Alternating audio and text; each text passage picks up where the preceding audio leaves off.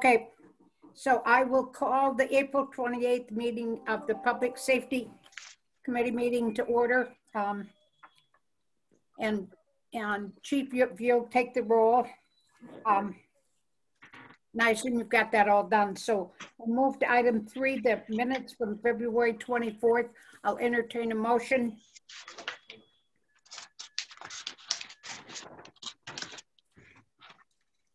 Did someone make a motion? I'll be happy to move. Is there a second? I'll second. Additions or corrections? If not, all those in favor, say aye. Aye. Opposed, motion, the minutes are approved. There are no formal appearances, although since I was remiss in not putting something down about introducing our new member, I'm going to appear under the appearance section, and I'm going to ask Mark Swart, who's our latest member, to introduce himself, and then if we could go around and introduce each of ourselves to him. So Mark, you can start off. Hello, everybody. Like I said, I'm happy to be here. Looking forward to it. Longtime Monona resident, moved here in '74. My dad worked with Dennis Hansen for years, who lives right up the street from us. Graduated from Monona Grove in 1980. Was gone for about 10 years and came back in the early 90s with the Madison Police Department. You think that's my mic, or is that somebody else's mic that's making that noise? I don't know whose mic that is, but it's really Mickey Mouse. It's pretty. It sounds like the chipmunks have joined us. Yeah. Oh, but anyway, 90 I started with the Madison Police Department, retired in 2018. My wife just retired last year from the Madison School District. We live on Queens Way. I bought the house I grew up from my wife and I bought it from my parents in the early 90s, and have been here ever since, and just really love Monona and love living here. And now I work part-time for the Department of Corrections, a desk job totally, and do some volunteering with the Red Cross. I'd heard one of the members might do something with the Red Cross. I volunteer drive for the blood services. So it helps keep me busy. So that's a little bit about me.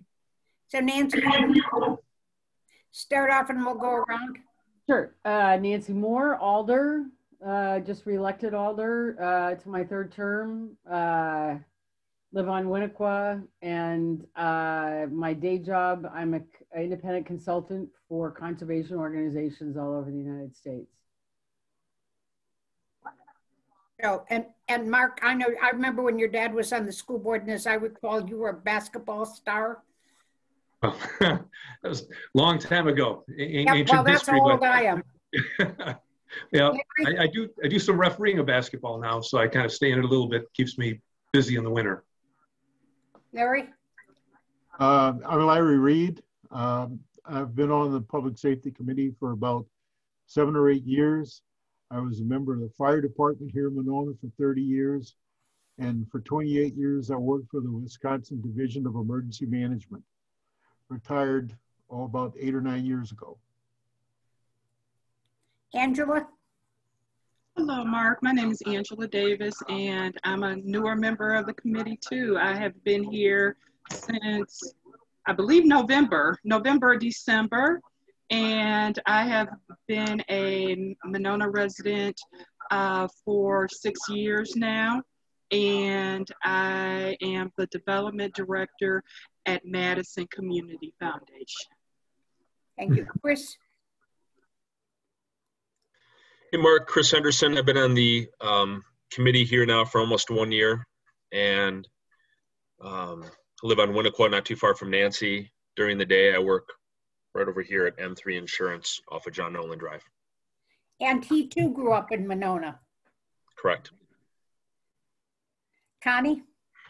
Connie Miley, and I have been on the committee for about a year now. I'm the other Red Crosser. My background is nursing, and so I'm the coordinator of health services for disasters for the Red Cross. So I'm on the opposite side of the building, but we get together more often now. And I haven't seen you really since the boys played soccer. So it's been. Oh, yeah, it has. Yeah. Jerry? Chief? Well, good evening. Welcome again, Mark. Thank It's you. not. It's nice to not be the newest guy here anymore. So I appreciate that. I am a longtime Madison area resident. Worked with City of Madison Fire for 18 years before I was wonderfully offered the position of fire chief here back in October of last year. So I'm still getting my own feet wet. So welcome. Thanks. Chief Newman? Hi, Mark. Welcome. We conversed very briefly by email prior to the meeting. So I too am fairly new. I think I'm newer than you, Jerry. Technically. Well, by title maybe, but True. So yeah, so I mean, I look forward to getting to know you better through this, and we shall see. The chief's process is currently ongoing. So we have one member who is the liaison between the PFC and the Public Safety Committee who is unable to attend because of another meeting. That's Joe Fontaine. And also Jim Bisbee was not able to attend tonight. So he is also a member that you will hopefully meet the next meeting. So, Kurt, even though you want to introduce yourself? Sure. I'm Kurt Wiegel. I'm the Patrol Operations Lieutenant. Not sure how many years. I've been in Monona 18 years for policing, and I grew up in Sun Prairie. So We'll forgive you for that. thank you. I'm not from Monona either, so I apologize. We'll forgive you for that too, Sarah. At least you're smart enough to work here. While we're And you confessing, too, Chief. while we're confessing, I'm not from Monona either. I grew up in New Orleans. There you go. I grew up in Indiana. C'est bon temps roulé. Well, at least you're all smart enough to be here now, so. Right. So what can I say? Okay, so we will move on to item 5, unfinished business, which is discussion and action of resolution 5-21-739, an ordinance repealing chapter 168-3 of the Code of Ordinances requiring registration and licensing of bicycles. And I'll turn it over to Chief Newman, and you can, I would like us to, I'm hoping that we'll be able to have a motion and pass this on to the City Council because it's beginning to be biking season. As you may recall from past meetings, we did have conversations about repealing the bike registration ordinance for various reasons. We had kind of tabled discussions to follow along with the City of Madison, as it seemed to make sense for us to follow suit since we're so closely knit. You know, bike paths go through Monona, Middleton, Fitchburg area communities, so it made sense for us to kind of take the same action they had. They have repealed their ordinance, but have not yet decided on a specific suggestion from one of the national registries. We did go over those 2 registries at the last meeting that we had. And after consulting with Bike Fitchburg, their feeling was that Bike Index they thought was a little better option. However, again, Madison hadn't made any suggestions for a specific option. With that being said, with the bike season fastly approaching, and again, we've talked about not having a whole lot of use of the bike registration ordinance. Anyway, I think our average was around 11 per year that were being registered. We decided to go ahead and move forward with the resolution to repeal the bike ordinance. Kathy asked Leah to put together the resolution, which is in the packet. And so I guess we're just looking for this committee to make a recommendation and take action to move this forward to City Council. Questions, comments? Sarah, I talked to my neighbor who works for Trek. He actually makes some of the bikes, the specialty bikes for people in the Tour de France. He didn't have any familiarity with either of these registry places. He talked to some of his sales and marketing people, and they weren't familiar with either one.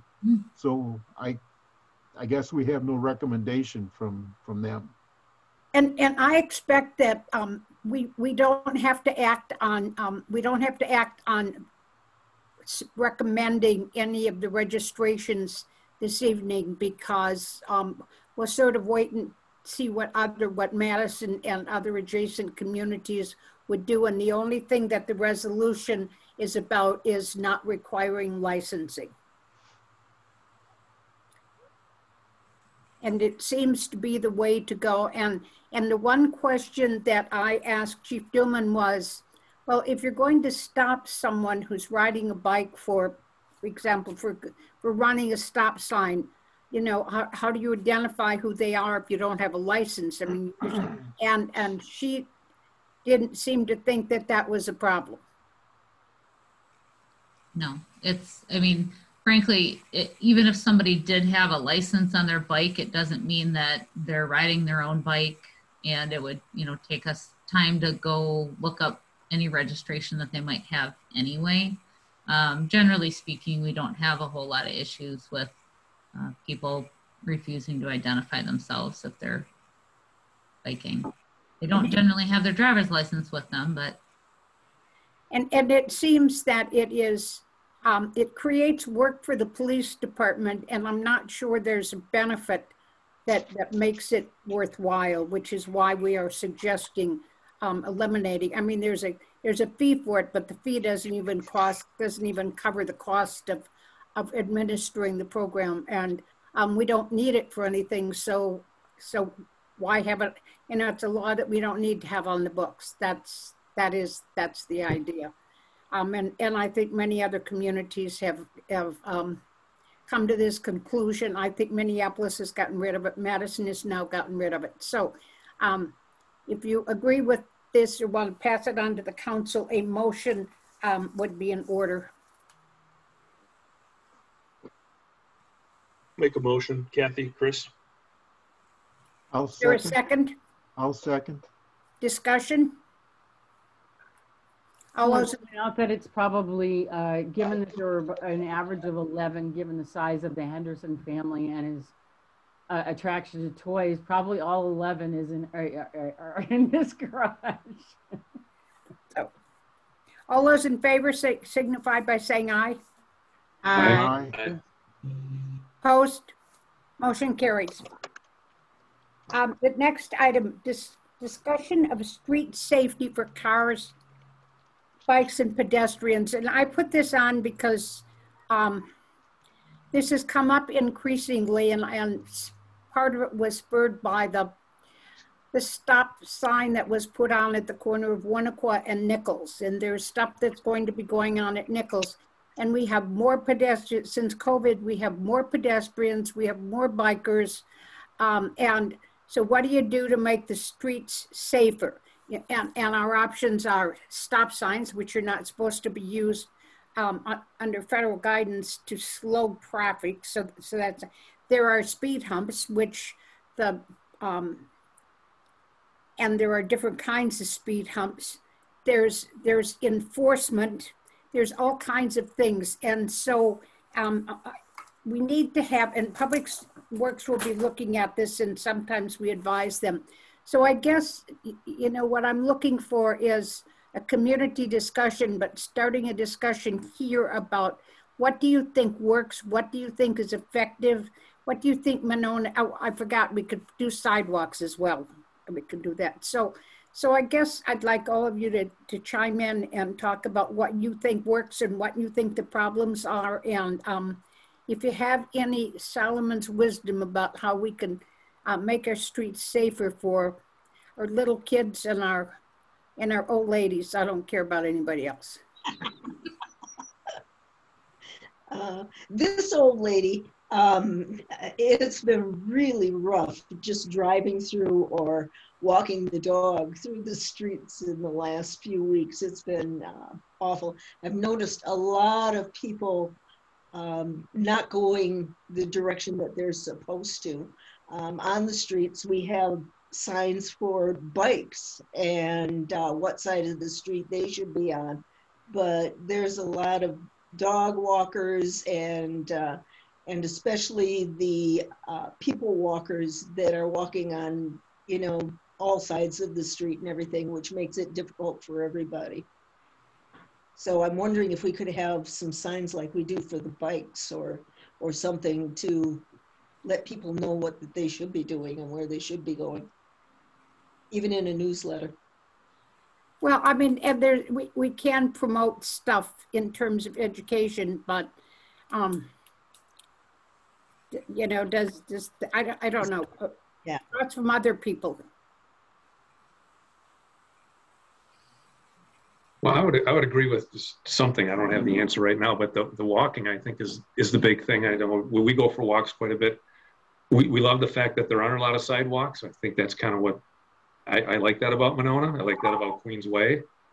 But yeah, there is a lot of confusion. The people, and I know I go back and forth with my wife. We'll talk about which side of the street, and I'll have to, because it's not intuitive. You think you're going to be on the right side of the street all the time. I don't know. There may even be an ordinance, not that it's going to be enforced or anything like that. I thought there was a state statute or something like that. That I know in the Madison's bail book they had that. I don't think it was ever used by anybody, but that, and it always comes down to speed. I don't know how much more can be done about speed, but that's the big thing. Even on side streets, people cutting through, especially now with the intersection down here at Broadway and Monona being under construction. People are taking alternate routes, using streets they're not used to, and going pretty fast. But I'm sure the police department's aware of speed being a problem, as it is in almost every community. So go ahead, Chief Dooman, I'm sorry. Oh, no, that's okay. You started speaking first. Go ahead, Angela. Thank you. I was thinking too, maybe it is, the signage is good, but maybe you can show people better than you can tell them sometimes. So maybe it is the speed bumps or something, because you're going to know then you need to slow down or something that's going to be a deterrent for people. That's what I was thinking. Yeah, I know speed is definitely an issue here, and as Mark said, in probably every community. So we get quite a few requests for our speed trailer each year, and have already started with that this year. We just ordered our second speed trailer. So it's a speed trailer message board. I could see potentially utilizing that, not only for, the speed displays, but also, maybe we could do something on the message board, ride right, walk left, or, something to that effect, just kind of as a education for people that are walking. I know for a fact my daughter is one that doesn't follow this. She'll take off and go to friends, and off she goes. And I, try to say, walk on the other side of the street so you can see the cars come in, and she just, she's not quite 10, so it really doesn't mean anything to her. And I've noticed, I drive a hybrid, so I have at times come up behind people who are walking on the right, and I know I startle them when I'm coming past them because they don't hear me coming. And so that's, I think, even more dangerous if they would, jump out, or try to cross as I'm coming, because they don't hear me coming a lot of times. And I don't know that there is a fix for that, other than, just restating, the walking against traffic versus with, riding bikes with traffic. But maybe, like I said, the message board, we could, in the WVMO, maybe they could, do a few ads that just remind people about those safety measures. I heard that Madison is going to experiment with 20 miles per hour on some of their residential streets because they're dealing with the same thing. bikers, walkers, people driving too fast, you know, people driving on their, while they're using their cell phones, or they're texting, you know, all kinds of things. Our son lives in Portland, Oregon, and there's kind of a, it's not an official thing, but a lot of people quote 20 is plenty on residential streets. I don't think that's an ordinance, but it's something that, you know, he's mentioned that a number of people out there are talking about. And I was really concerned to see that the police have been tracking people on Winnequa doing 40. That's just really crazy. I don't know who can stop it. You know, you could never have enough police to do that and take care of the major highways and Walmart and everything else that's going on in the community. Alderman, did you want to say something? Well, I was just going to say that obviously I think every situation is a little bit different in that, as the example that you gave, Alder Thomas, the stop sign, which was quite a bit of discussion, you know,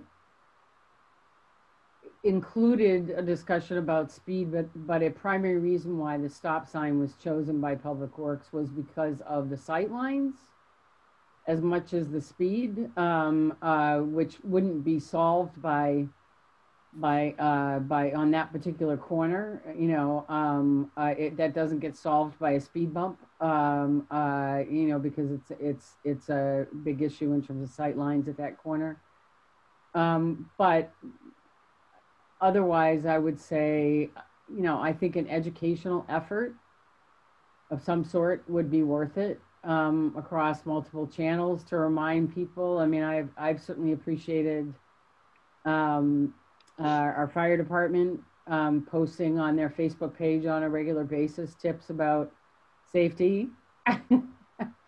And you know, I think that the more that both of our safety departments, our personnel can produce those sorts of things, so that we can get it out across social media, and we can do PSAs on WVMO,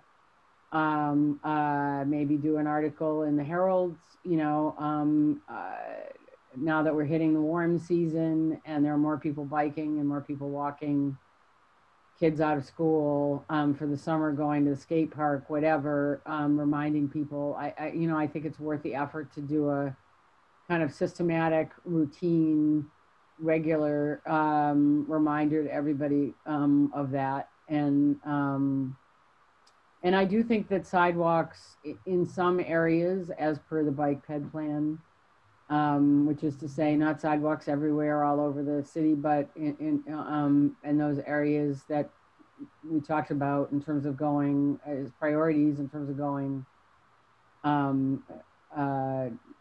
you know, in the major thoroughfares and in those cross streets like we did on McKenna, without taking out a single tree, you know, a single sidewalk, without taking out any trees. Not to say that we can always do that, but I think that in the long run, because we are the population's getting younger and younger, you know, the reality is Monona's turning over in terms of generations, and there's a lot of young kids, more and more young kids.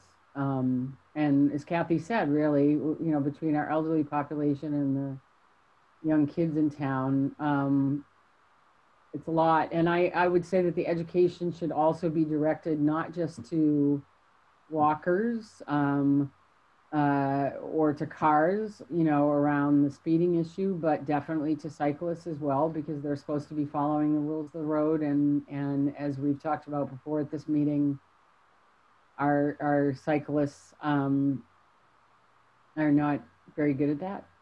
And they need to be reminded they're supposed to follow the rules of the road as well. You all are much kinder to the vehicles than I am, because, and Chris, I was going to ask you, because you live down in an area where I'm very careful when I'm driving, because you guys also have lots of walkers, you have bikers, you have all kinds of stuff. I will tell you that on my street, since the advent of COVID, because there was less traffic and less people on the street, that the speeding is really troubling to me. I think there is way too much speeding in this city, and the question is, how do we slow the cars down, as well as when we talk about safety? I know if you get hit by a car going 30 or 40, it's still not a good thing. But the speeding on at least on my street and in other streets, Monona Drive, it's terrible. And yeah, Kathy, to that point where we are on Winnequa, I guess North Winnequa, it's pretty bad when you combine people getting out of Monona quickly, driving fast, and then all the people walking to the parks, the bait shop, kids. Yeah. It's a natural bike path. I mean, even this week there were landscaping trucks. I'm trying to pull out. People are biking, running. So I guess my comment is I think there's areas where this is a big problem and areas where it's not. And I would try to focus on the problem areas. Kathy, wasn't there a while back, there was discussion about the next time Winnequa was going to be redone, putting in some islands or something like that? Well, I don't think so. This is my opinion, and Alder Moore can correct me if. But what will happen, I believe, at least in my end of Winnequa, is that the road is not going to be rebuilt, but something will happen to take out the what are those things that push out into the lane, because they don't work. And that wasn't the council, that was in, I mean, I don't take the blame that someone wants to blame us for a 2 o'clock meeting, but that will happen. I believe there will be sidewalks, whether it'll be on one side like McKenna, but the street won't be widened from what it is. There may be a new bed put down, right? But the road won't be, other than getting rid of the bump outs. I don't think the road will be reconstructed or widened. You know, that we have limited parking on the south end. In the summertime, there is no parking, street parking on either side. I mean, I think what you'll see is get rid of the bump outs, put in a sidewalk on perhaps one side, and because it'll be very costly to do 2 sides, so I'm not sure that's a practical solution. That should help some, although that's the other thing that you know, when you make the streets wider and you make them, you know, no parking, then that encourages some people to go faster, some cars to go faster, you know, if there's no impediments in the way. So one of the things they've talked about is speed humps. And there is a discussion about, okay, so Sarah's got to leave to go to the other meeting. Thank you. Have a good meeting. Bye. Thank you. Thanks, Sarah.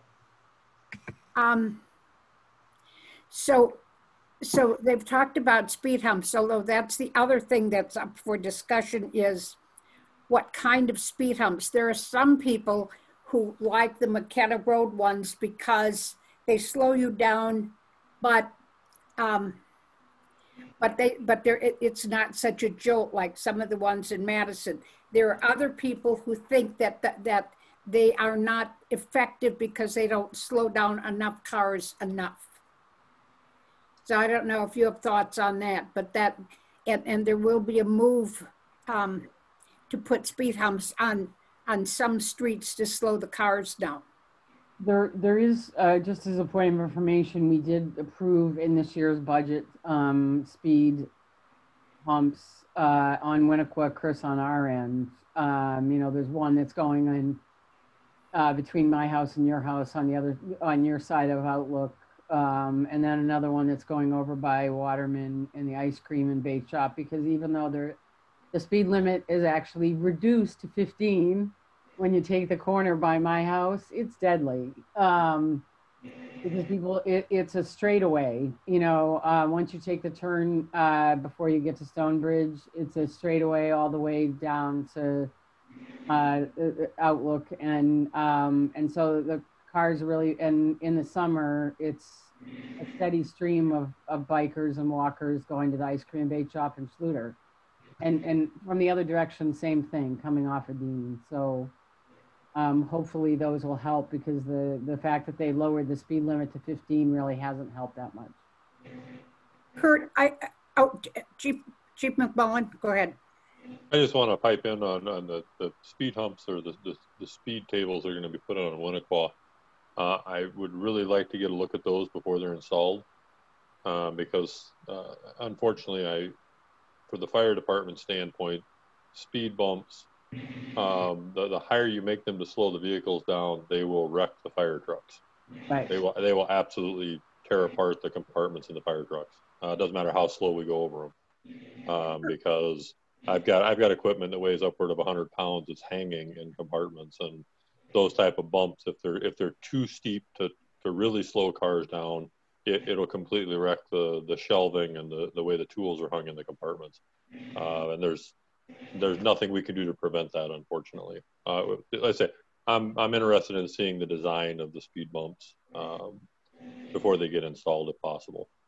Second, I would go to Dan Stefani, because he's the one that's coordinating that. And I believe, Jerry, at least on my end, which is to say, I'm closest to Outlook, it's going to be a speed lump as opposed to a speed hump, which is more like what they did at on McKenna. So flatter and wider as opposed to a big jolt. But Dan is the one that's working on the design of that. Well, there's actually come out that Public Works is the one that makes the decisions on those. And there is concern, and I was going to ask Kurt about the effectiveness of the ones on McKenna, because I think they work, but some people suggest that they are not effective. And I think that, I mean, I know that the fire department is very concerned about the equipment, and I would like us to talk to the police department and talk to people to see, because what our role is, in my opinion, is to make a recommendation to Public Works, who makes the final decision, and they make the recommendation to the council. So Kurt, tell me, what do you think of the speed humps on McKenna? Do they work? Do they work effectively? Do they not work? Yeah, the officer's general consensus is they don't work very well. The very first time you come across it, it would work, but anyone who travels the road regularly quickly learns that you can take those at a standard speed, and then it reduces the... So you can take them, when you say take them at a standard speed, so do they keep you at 25? You can easily go 35 over that one without it really affecting your vehicle at all. And that's the problem with that. That's why the more severe ones, will cause you to bottom out and whatnot. So we take Atwood. We take Walter Street between Atwood and Milwaukee Street frequently, and that's the Madison residential street with parking on both sides, and on a couple of the intersections they have a circle. Yeah. And you really have to slow down to navigate that circle. And then the next block, there's another circle. And then the next block, there's a stoplight at Milwaukee. And if you're coming south, there's 2 circles, and then there are railroad tracks, and then a stoplight. So that's why I was thinking more about some kind of a circle in the middle of an intersection. I don't know what that would do, Jerry, for getting fire trucks around those things at speed. How that would affect the maneuverability. Not bad. I was part of the discussion in Madison. Madison implemented those 10 years ago, 11 years ago. Yeah. They're called traffic calming circles. And they generally have roll-up curbs for the bigger trucks, so you can actually go over the curb top without doing it. It basically gives you a speed table on the one side and no speed hump on the other, but you have to turn. So it slows people down. What does that do to the equipment hanging in the trucks? Not as long as you don't hit it doing 40 miles an hour, should be good. It's like I say the speed tables like what McKenna has are okay. I mean, they're again, you've got to slow down for them. It's the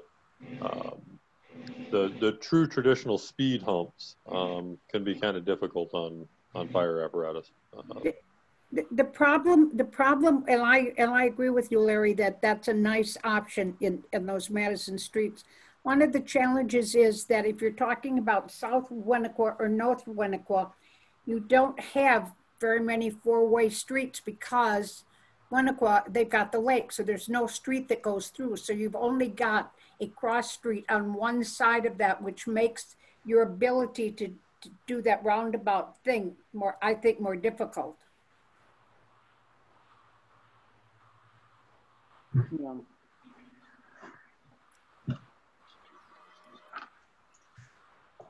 But I can certainly bring that question up with Dan or with Public Works to see what they think. Is there any maintenance that goes along with those calming circles, or is it just all cement, or do some of them have grass? Is that? I think they've got grass in the middle of them. Yeah, the neighborhoods a lot of times take care of them. They put a garden in the middle of them. So they have like a wildflower garden, that sort of thing. They were not real popular, as I recall, when they were first installed in Madison. But the neighborhoods actually have kind of grown to like them because it really does slow the traffic down, and they kind of took it upon themselves to make them look nicer.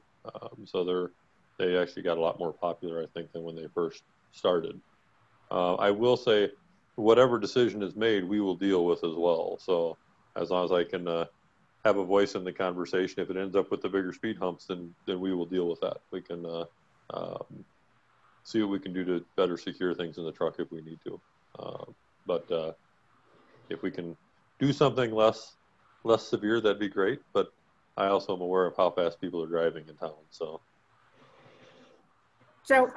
my hope was to have a discussion tonight and give everybody food for thought and to think about it and to talk about your neighbors and your friends and say, you know, we have a problem in Monona, and you know, I don't think we want stop signs and speed humps all over town. We don't want sidewalks. I mean, part of it has to do with human behavior, both on the part of the pedestrians, the bikers, and the cars. And how do we educate people, and what do we do about this? And maybe somebody will come up with some brilliant thoughts about how we can solve this problem. So that's my thought on it. I mean, I think we need to start thinking about it and figuring about it, and as a community, finding some of our own solutions. Are there some best practices someone could provide to us, or that other municipalities are using, and the pros and cons, just a little more information? Well, what I can tell you is that the federal government has standards for when you put in stop signs, the rationale for it, and Public Works is going to go through and look at. I mean, we get people come in and say, you know, we'd like to have a stop sign. I mean, we have a couple up on Bridge Road because we had a gentleman who lived on Bridge Road who kept raising issues about it. And frequently people will come in and say, well, we need a stop sign, or we need this, or we need that. And so we are trying to do some, in addition to what the federal government recommends, some metrics about, you know, when you do this. One of the things that always troubles me is someone says, well, I don't know why you need to do anything about it. There are no accidents and nobody's been killed. And so I've said, do you think we should wait till somebody gets killed before we do something? I mean, that's sort of, I mean, you know, and again, a lot of this is human behavior, and people, just not sort of thinking about it. You know, Monona is, you know, it's a positive thing too. It's a positive thing that has happened.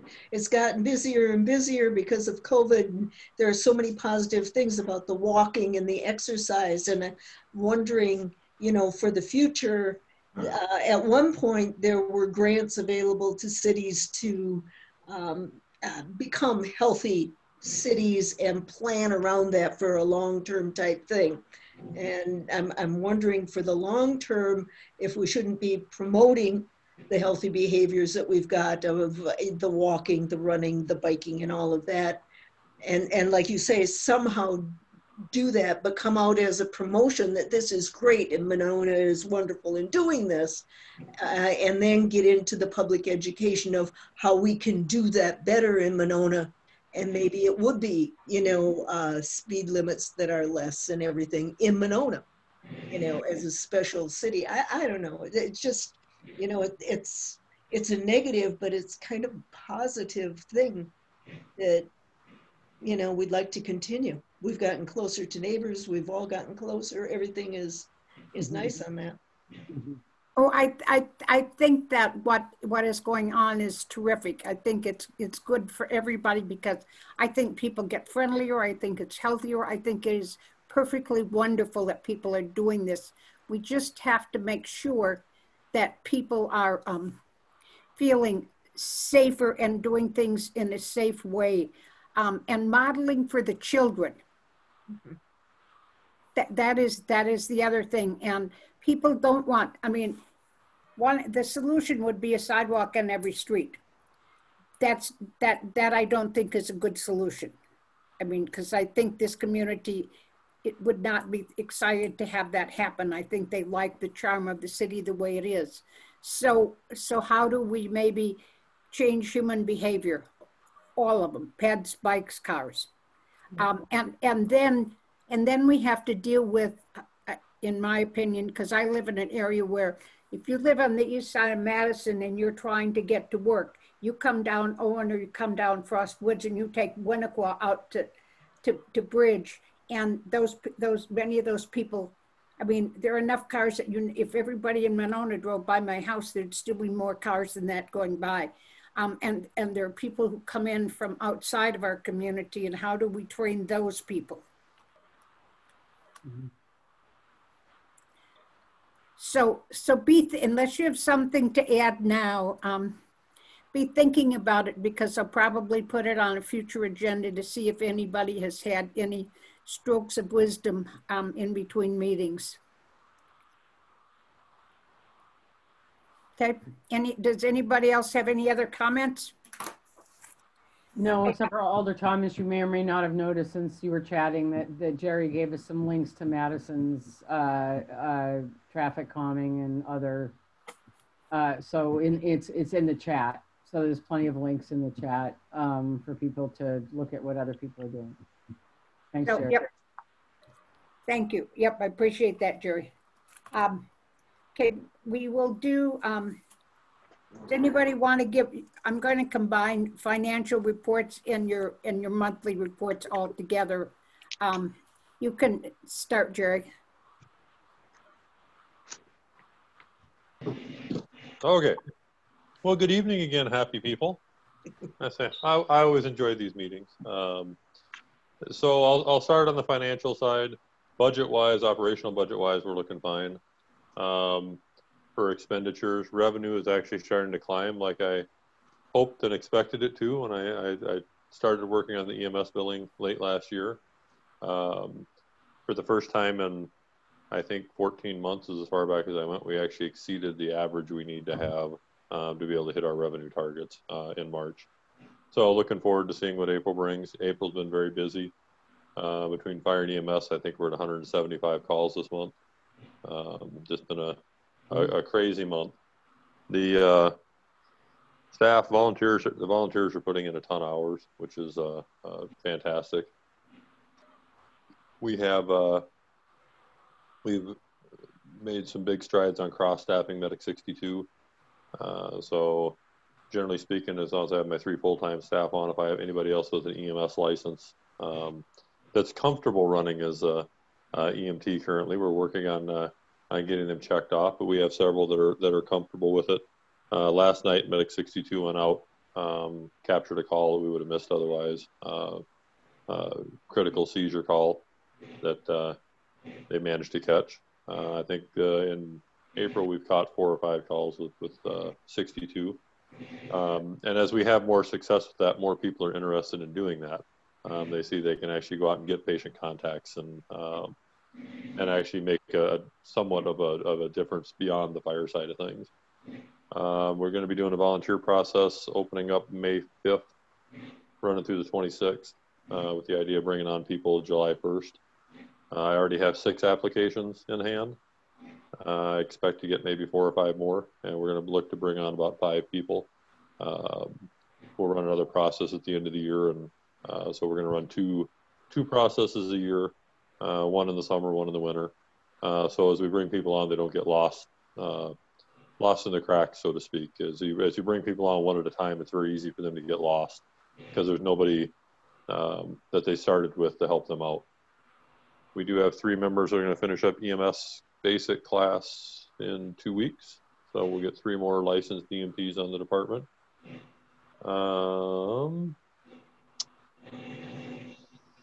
I think that's pretty much it. We're having a great time. It's busy, but we're having a great time. So I'm happy to answer any questions anybody might have. Anybody have any questions for the chief?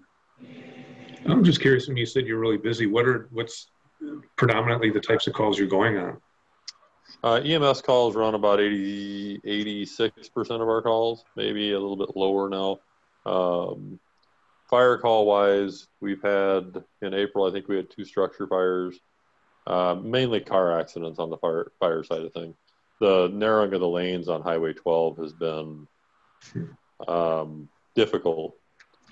In talking with the Beltline officers, and Eric's all of his time on the working the truck as Beltline Bob, he's never actually had T-bone accidents out on the Beltline, and we actually had 4 or 5 just this month with the narrow lanes.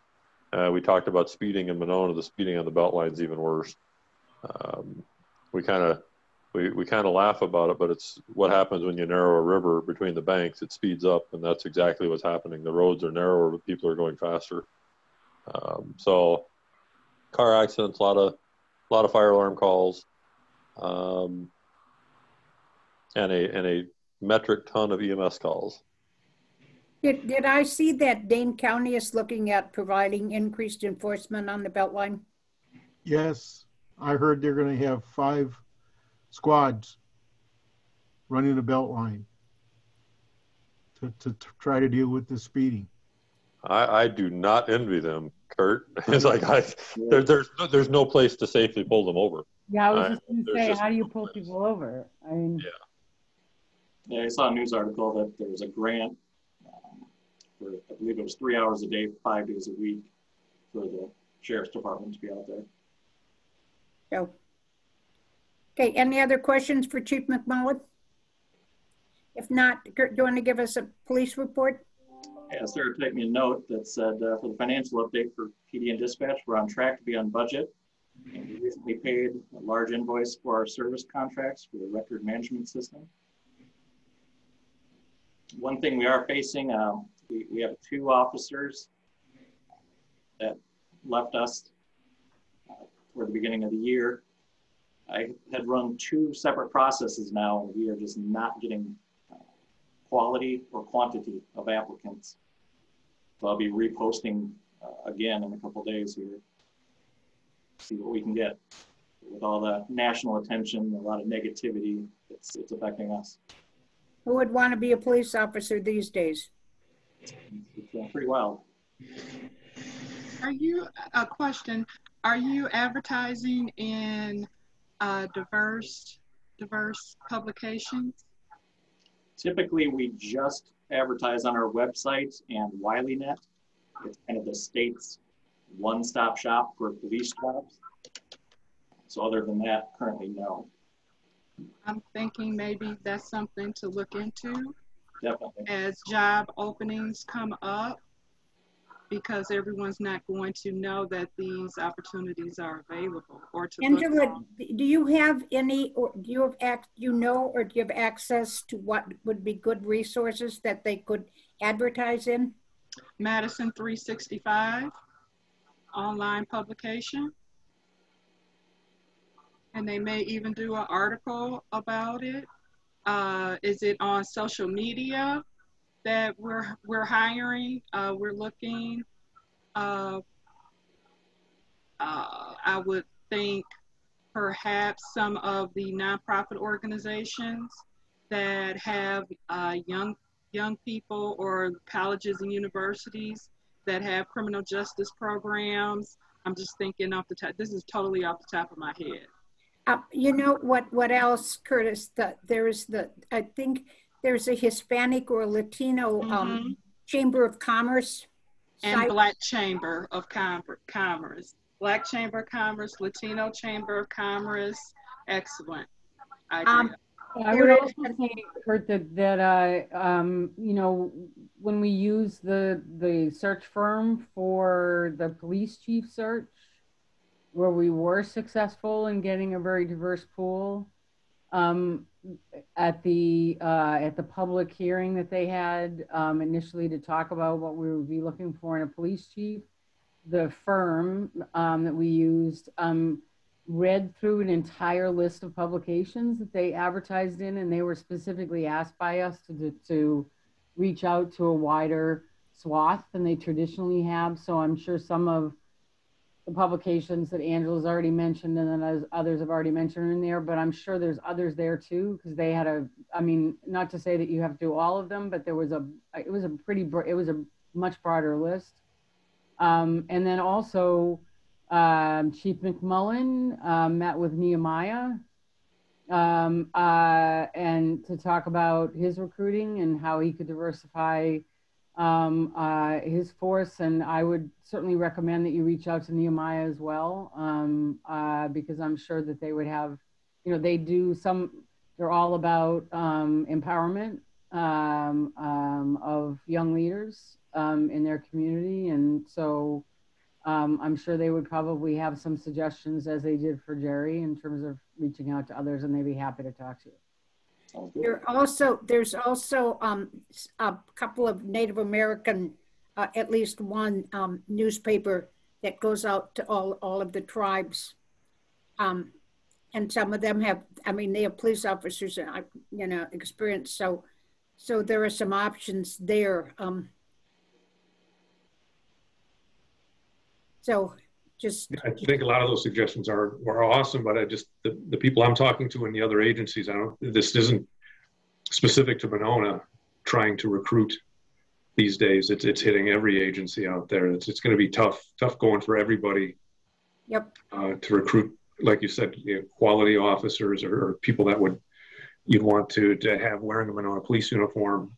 And I don't know if I'm assuming the fire department, we always used to joke, you know, it's everybody loves a firefighter. So I don't know, it sounds like it's great news from you that you're having a good response on your end. I think that's outstanding, but I know it's just going to be tough going here.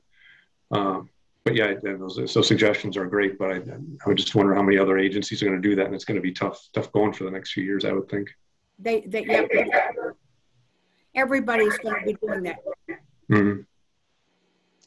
Kurt, another organization that you might consider here in Madison that I've also been in touch with is an organization called Urban Triage, which is another grassroots. Yeah, grassroots building, again, empowering and building leadership within the African American community, and like Nehemiah, they're doing a lot of work in the community, and they've got a bunch of different stuff going. So that might be another one that you could talk to. And Dr. Ruben Anthony at Urban League is also an excellent person to speak to.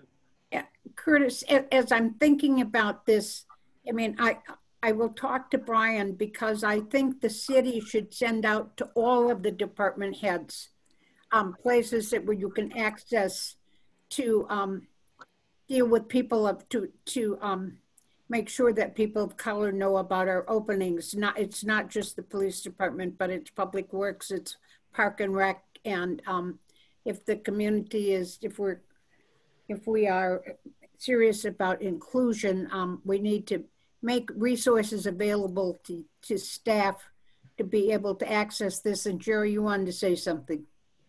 Yeah, the comments here triggered something in my mind. I had a senior moment earlier, so that's okay. And it's not going to help you right now, Kurt. But one of the things after talking with Mr. Hawkins from Nehemiah Group, we have One City Schools coming to Monona. They'll be moving in the fall of this year.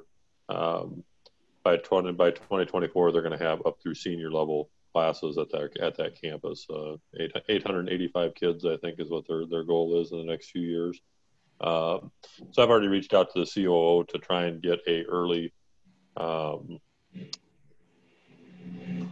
collaboration with them to try and work on some intern school to work, shadowing, internship, externship, that sort of thing, to try and build a relationship from the ground up as they add these class levels up to try and get the kids into the city government as a whole, not just police or fire, but to come see that city government isn't bad, that there's a lot of good things that can be done within the government. And so I've already reached out to him. We've had a couple of conversations. So he sounds like he's very interested in it. So I'll wrap you and Sarah into the conversation as well. Again, unfortunately, it's not a fix for right now, but it might start helping get us some better pipeline of candidates from high school as they grow up, basically right here. Thank you for that, and I'm glad that you're being proactive and reached out to Kaleem Care. He's an awesome person. If there's anything I can do, please let me know. My first run in a career was working in the planning and development office in my hometown in Indiana. So government gives you a good base and foundation for any other career moves that take place. So I'm glad to hear that, and to start thinking about preparing the community for One City moving into Monona. That's a reality and something that I hope is being discussed. Sure. Kurt, how do we compare salary-wise with other departments that are looking to hire people, especially in the county? Very similar across Dane County. Okay. We're not in a bad spot for that. The complications really that we need you to have the police academy, which is 720 hours, and that takes a good 5 months, and they only offer it about twice a year. So if in the future we could establish where we could send someone to an academy, we don't have any of that set up right now. We have a younger person to guide them through. So we need you to have that so that the state can certify you. And it's kind of expensive. I think it's nearly $5,000, which is like a semester of school. So by the time if someone goes to 5-month academy and then has 3.5, 4 months of field training, you're down that person for 9 months after they're hired. So, and we don't have an established pay rate. Ideally, you could start someone at a lower pay while they're in that training. Right. So for right now, we're just looking for people that have the academy or are currently officers, and that does also limit us. So there you go. A challenge, more than a challenge. Are there any other questions? I will tell you all that if there are things that you want to put on the agenda, make sure and let me or let Chief Duman know that you'd like them on the agenda. I may put up the street issue again, so because I want you to be thinking about it, because there's not one fix and there's no easy fix, but we need to do something before it gets too serious. The other thing is that we got we're beginning to get a report from Nehemiah, and the council's going to talk about it. And at some point, I'll bring it back to the committee because I think we all have a role in addressing if we have implicit bias. And my personal, and I said this to Alder Moore today. My concern is, you know, I think we have a pretty good city, and I don't think the city that the city government is overtly biased, but I think that all of the community, we all have some implicit bias. I always look at stuff. I mean, if you see at 10 o'clock at night, 2 young Black men walking down your street, given what we've heard about cars being stolen, you know, you can't help but wonder, and we have to figure out, you know, how we handle those things and what's rational. And we have to figure out that, I mean, I've had friends of mine of color who said that they wouldn't move here because there aren't many people and they don't feel comfortable. And it's the community that we have to get educate. And I think we all have a role in that. So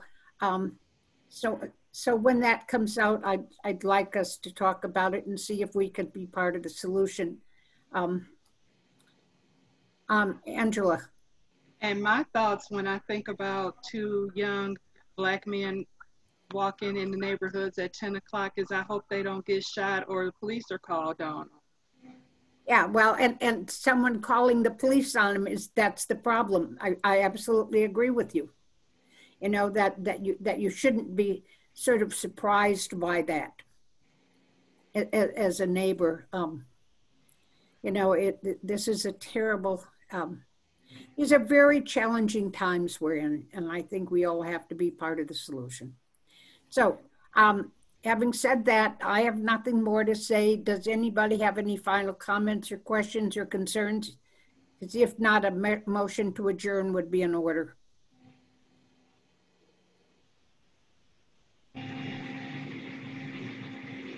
I'll make the motion to adjourn.